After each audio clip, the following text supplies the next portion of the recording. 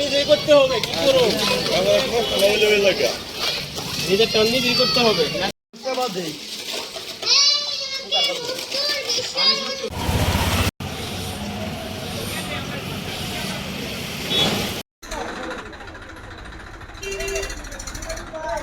এলাকাবাসী আমরা 4 নং ওয়ার্ড পূর্ব গাইলকাটা গ্রামে এই টিএনটি রোডে এই রাস্তার এই বেহাল অবস্থা। আমরা দীর্ঘদিন যাবৎ এই বাথরুমের পানি, ময়লার পানি নিয়ে এই রাস্তার মধ্যে চলাচল। এখানে স্কুল পড়ুয়া ছাত্রছাত্রীরা অ্যাক্সিডেন্ট করে, এখান থেকে অনেক মানুষ এদিক দিয়ে যাওয়া আসা করে। উপজেলা প্রশাসন, জনগণ সকলের রাস্তা এটা। এই রাস্তাটার এমন বেহাল অবস্থা দীর্ঘদিন যাবৎ, কিন্তু আমরা কোনো সংস্কারের ব্যবস্থা পাইতেছি না। আমি পৌর মেয়র মহোদয়ের যিনি দায়িত্বপ্রাপ্ত আছেন ওনাদের কাছে অনুরোধ করব আমাদের রাস্তাটি সংস্কারের ব্যবস্থা করেন, আমরা যাতে দ্রুত এই রাস্তাটি সংস্কারের ব্যবস্থা পাই।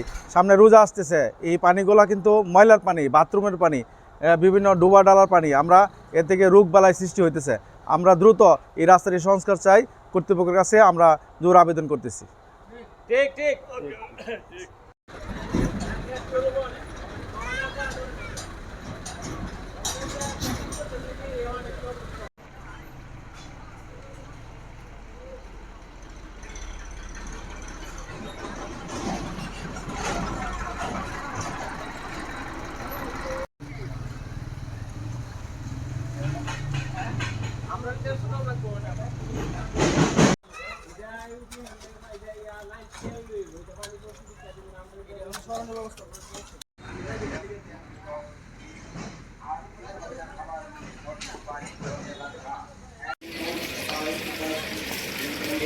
আমরা মালামাল লইয়া যাইতারি রাস্তাটা জরুরি ঠিক করবার লাগে সরকারের দ্বারা আহ্বান জানাচ্ছি, পৌরসভার জন্য আহ্বান জানাচ্ছি।